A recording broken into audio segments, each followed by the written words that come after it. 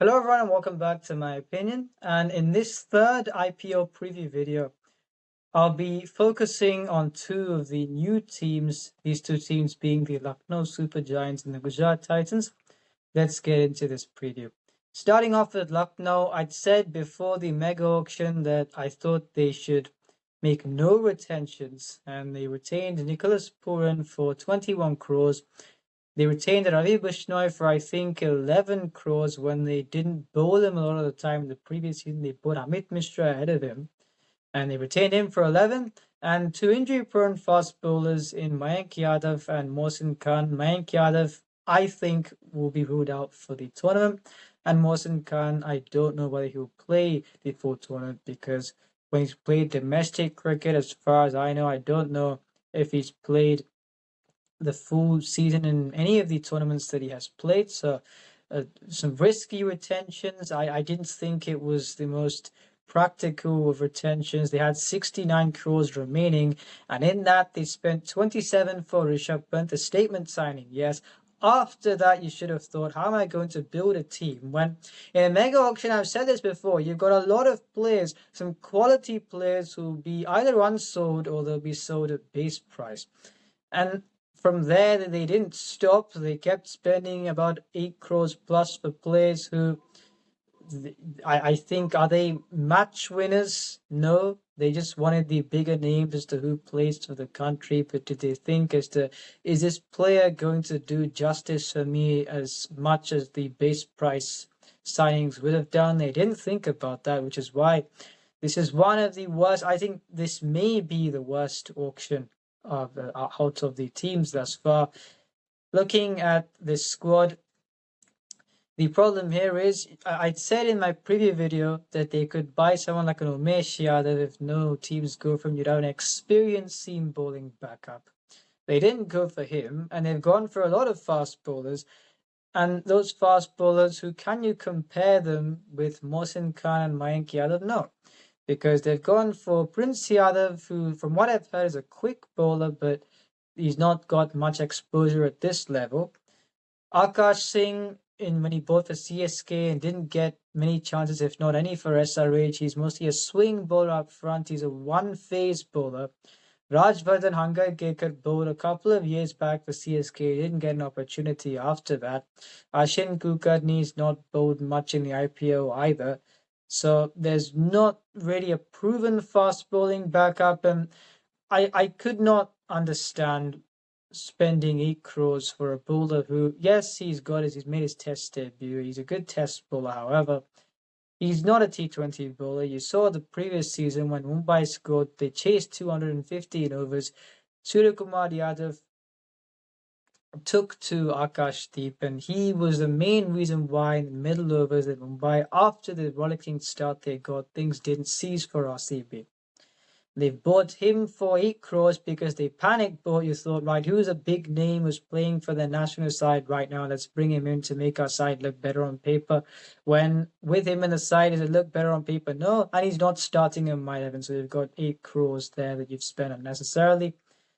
And Avesh Khan for above 9 crores. And since the qualifier in, I think, 2021 in Dubai against CSK, since that match, we have not seen the same Avesh Khan. His pace has dropped. He's been going for runs, a high value there in terms of money spent.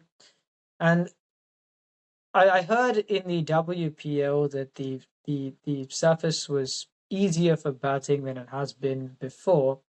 And despite that, I'd still say traditionally on this at this venue, it's tough for the batsmen whether facing the seamers and the spinners. And I hope for their sake they don't make it too good of a batting track, because already this deficient bowling lineup will struggle. And in that case, if they don't make it a batting surface, their third best spinner, from what I can see here, is Aiden Markram, and their second best spinner is Shahbaz Ahmed. Is that a position you want to be in as a side, where apart from the retained spinner, you've not got anyone else? That is not a position you want to be in. So a very poor option. Manimaran Siddharth is a new bowler, and I'm surprised that they bought him after, I think he bought 3 no balls, and he's a very good boy. He bought 3 no balls. They didn't play him after that, and they bought him back again, which I was surprised by, and I don't know what Digvesh Rathy does. I think he's listed in the bowlers category. So you don't have the bowling backup, you don't have the spinners. As far as the batting is concerned, two things. One, will Mitchell Marsh be completely fit? You don't know. They've said he should play as a batsman if he does play, but he doesn't bowl anyway now. But in the subcontinent, has he got the game to open the batting in the subcontinent? I don't think so, especially on a surface where traditionally it's been tough for the batsmen, where the seamers or the spinners have been bowling. And Matthew Britske is a good talent, and he's got 150 against Pakistan. And he would benefit if the track is true. If yes, he plays for the Durban Super Giants who play on slow surfaces, but still, if you're playing on a traditional Lucknow surface, a player like him who would enjoy the ball coming onto the bat, he may also struggle despite being a good talent. And you only got 6 overseas players, with one of those players being Shamar Joseph, who, in my view, isn't a T20 bowler as of now. He's better for the longer formats. You can see the talent when he bowls in T20 cricket, but he can go for runs. And when I suggest my 11 now, you'll see why this is a very precarious team. So I've gone with Matthew Britske and Ayush Badoni to open the batting. Nicholas Puran at number 3, Rishabh Pant number 4, David Miller 5, Abdul Samad 6, Shahbaz Ahmed 7, Shamar Joseph 8, Mohsin Khan 9, Ravi Bishnoi 10, and Avesh Khan at number 11.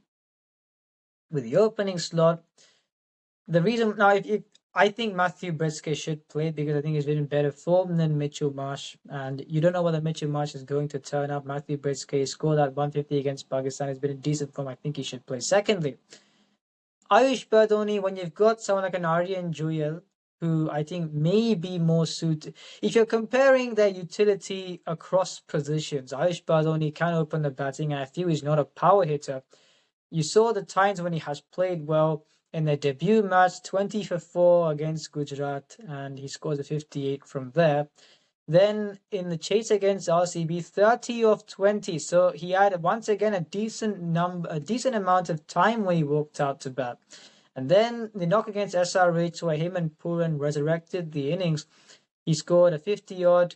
He also had time to accelerate. He's not a power hitter. If you bat him at number 6 and he walks out later, especially if the surface plays it as it traditionally does, you're not getting at much value there. So I feel he may be more likely. I don't know much about Aryan Juyal, but Ayush Badoni may be more likely to slot in across the positions in the order than Aryan Juyal. So they may go with him to open the batting, but I feel they could go with one of those two because Badoni is not a power hitter. Then you've got a David Miller who I feel, especially if the surface plays out traditionally, if he walks out at 5, it takes time in the last couple of years to get going with his first 10 deliveries or so. Then he accelerates. Can you do that lower down the order on what if the surface plays out as it usually does? I don't know. Abdul Samad, he played well against RCB the previous season. Has he done much apart from that, apart from winning a few sixes? No. Shahbaz Ahmed, is he going to win your match with the bats or the ball? You don't know. And Shamar Joseph, as I'd said before, you can see the talent when he bowls, but he's a bit erratic in this one. What I was banking on for them was, if I keep saying this, if it traditionally plays out the way it did, then Shamar Joseph, with that movement, with the talent that he's got, he can extract some movement and trouble the batsman, but he can be erratic. And Mohsin Khan, you don't know what they will play every match. Mayank Yadav, I think he'll be ruled out. So the backup for them, you've got Akash Deep, who's not a T20 bowler. Apart from now, you've got unproven commodities. And this team has got to look to attack with pace. Because apart from Ravi Bishnoi, is there any spin option that's going to run through you on a turning surface? No. So, which is why this is a rough guide, but you've got two players who may be ruled out, Mitchell Marsh and Mayank Yadav. I don't know about the latter, not that he's going to be ruled out, but I'm saying I don't know about the latter where can you sign an overseas player if you've got slots left and you're replacing an Indian player? I don't know. But for the first one, I think they could sign a Johnny Bairstow in place of Mitchell Marsh, who can be a backup for Matthew Britske and Nicholas Puran, or he could also start in the 11. When is Aidan Markham, is he of the explosive nature to be a backup for Britske and Puran? No. Has he been informed? No. And secondly, if they're allowed to sign an overseas bowler, they could sign someone like an Adam Milne, and if they don't get him, if someone else signs Adam Milne, they can sign an Otanil Bhatman, because those two can both the start and can both the end. And if you've got Shamar Joseph, Adam Milne, or Bartman, Mohsin Khan, Avesh Khan, Ravi Bishnoi, and Shahbaz Ahmed to bowl a few overs, and if you should look to strike with pace, which is the reason why I'm saying if they make the batting surface too true, this bowling attack will struggle, because if Ravi Bishnoi does not pick up wickets in the middle, there's no one else there. The fast bowling stocks of the new ball, they won't be able to get as much passes. So Shamar Joseph, that's what he relies on at this point in time, and they will really struggle. So I am confidently ruling this team out. I don't think that there's enough backup in terms of reputed fast bowling options, spin bowling options. The overseas play slots, there's not much backup there. In terms of will they have a respectable season, because you've got Puran, Rishabh Pant, David Miller, you got Ravi Bishnoi. If those four have got to, they won't qualify. I don't think they'll qualify. I'm constantly ruling them out. But if those four, at least three of those four, if they don't have good seasons, I think this team can finish at the bottom of the table. A very poor auction. I won't be surprised if they do finish at the bottom. And now on the Gujarat Titans, who previously people were saying last year, oh, they had a good auction. I kept saying it looks like they had done, because they bought Omar Zain. They didn't use him correctly either, and they had a very poor season last year. However, this year, out of all the teams I've reviewed, I think they stand the best chance of qualifying for the playoffs. Looking at this squad, I talked about the lack of reputed pace bowling options for LSG. But even as a backup, you've got Ishant Sharma, Kulwant Kajoli has played the IPL before, Gurnur Brad has played the IPL before, Arshad Khan has played in the IPL before. Then George Coetzee is not a backup for Rabada, and I think he'll be injured, so they could also sign Adam Milne or Bartman, who would be more of a backup for Rabada. And there's only one signing I don't get, and that is Karim Jannat. He's not going to play because Shafeen Rutherford will struggle to get to the side. In my view, he won't play either. So is there any way Karim Jannat can play? No, because the four starting overseas players I feel will be Josh Butler, Rashid Khan, Glenn Phillips, and Kagiso Rabada. So Shafeen Rutherford and Karim Jannat I don't feel can play. Apart from that, you've got a team that I think they've addressed a lot of bases, and there's only one weak point which I will narrate after I've narrated my 11, and let's get into that now. So I've gone with Shubman Gill and Sai Sudarshan to open the batting, Josh Butler number 3, Glenn Phillips 4, Rahul Tewatia 5, Shahrukh Khan 6, Rashid Khan 7, Sai Kishore 8, Washington Sundar 9, Kagiso Rabada 10, Mohammad Siraj number 11. Now, you may think, why am I asking Josh Butler to bat at number 3? It's because, one, he can't do that. Secondly, in Ahmedabad, in the first 6 overs, the ball will move around. And this is the one weak point that I talked about in this team. If you're looking at this lineup, if 2 of the top 3 are dismissed early, or even 1, you're looking over your shoulder, because Glenn Phillips can play that double role where you saw in the T20 World Cup of 2 years ago against Sri Lanka. New Zealand was 30 for 3, then he scored a century after walking out early. However, if 1 or 2 at the worst case are dismissed early on, then Rahul Tewatia is good at number 5. I feel he should bat there. However, do you want him to walk out much earlier than that within the first 10 overs or so? I don't know. Maybe at least 8 overs or so. Definitely, I don't know. Shahrukh Khan he sort of put himself as a power hitter, so would you want him to walk out that early? No. Rashid Khan can play responsibility, can be used strategically if you want to create some impetus, but you've already got all those players there who can do that, and I don't feel in that situation you want to walk out early. Washington Sundar is a very good batsman, but psychologically, if Josh Butler is dismissed early in the side, you get Washington to walk out, then you're thinking as a batting side, right, the one player was really scared of is being dismissed, then we can go on to really look to win this match. So he's a very good batsman, but I don't feel you can compare him to what the top 3 would provide in terms of from an opposition perspective, which is why Josh Butler, you can shield him from the new ball. I would tell the openers and the top 3, I would say 40 for maximum 1 wicket at your home venue when the ball is moving around. Because after that, then you've got the players who can take things forward. You've got Washington Sundar at number 9, meaning you can use him as a floater as well. I think after the first 6, if the top 3 do their job, then this batting side, they would really enjoy themselves. But if you lose 2 wickets in the first 6, then you're slightly starting to look over your shoulder. You're relying on Glenn Phillips to walk out earlier and then play the double role, which he can play, but you'd prefer the others, the top 3, to bat for the first 6, and then he can walk out after that.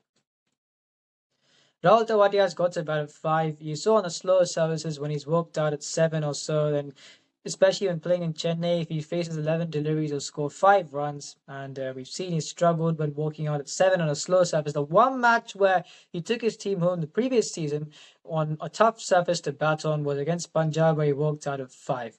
And they've got to use him in that fashion this season. He's a matured cricketer. He can bat at 5.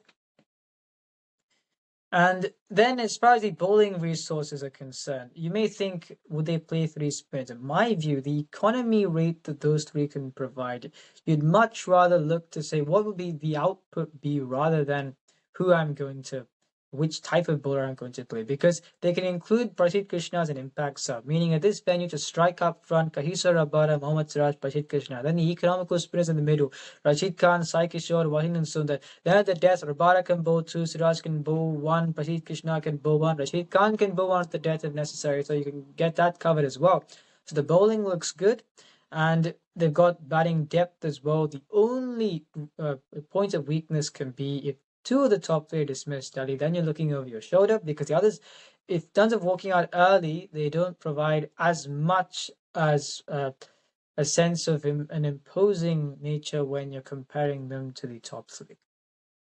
As far as backups are concerned, I don't think this will happen, but if Shafane Rutherford has to play, it can only be instead of Glenn Phillips. What they could do is, if you've got Shafane Rutherford to walk out at 4, I think it's a bit precarious. They could either send Washington up the order, or if Shah Rukh Khan once again has a not an ideal season, which I don't think will be good for him, I hope he succeeds, then you've got Mahipal Lomrod can bat at 4, then Shafane Rutherford can bat at 6, maybe Rahul Tewatia at number 5. Jad Katsir won't play. I think he will get injured, so no disrespect to anyone, but I think he will get injured. So there'll be Adam Milne or Neil Bultman can be a backup for Rabada. And Kumar Kushagra, he was picked for 7 crores by Delhi the previous year, was not given a decent chance for that price tag, but I think he's a good player.